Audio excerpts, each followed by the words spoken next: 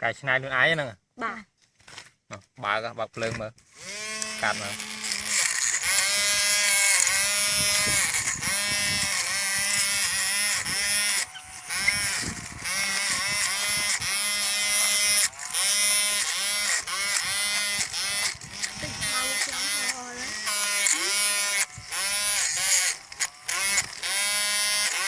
giờ lấy ban môi đã này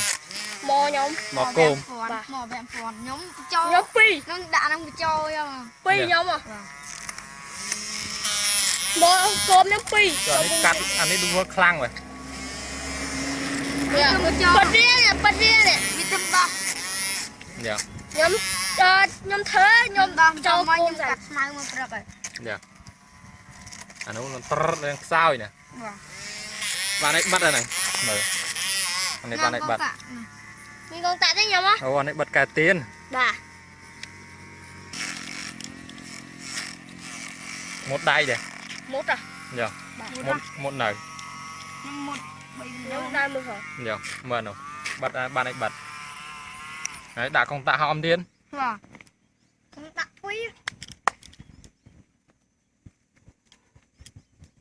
đi về đấy ăn quý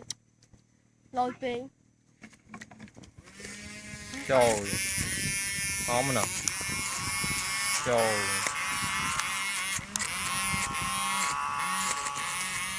chúng ta muốn nước bắt cắt đây chúng ta ăn hóng câu đấy tụi phê nè tên là thom đã mà đón ta lái được cái ra tôi thom nè thay mới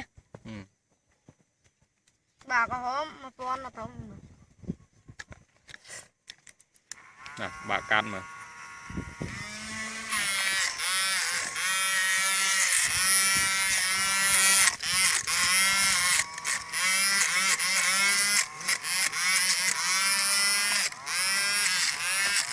nó mà ta túi nè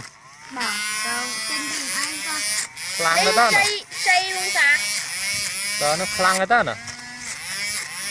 làm con với em ấy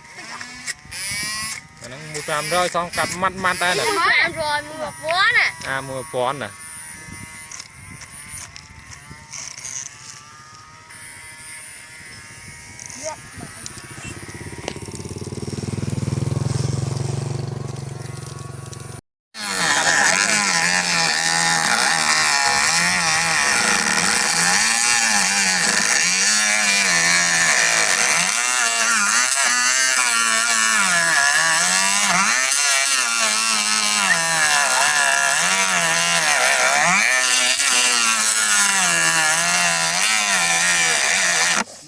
dung mà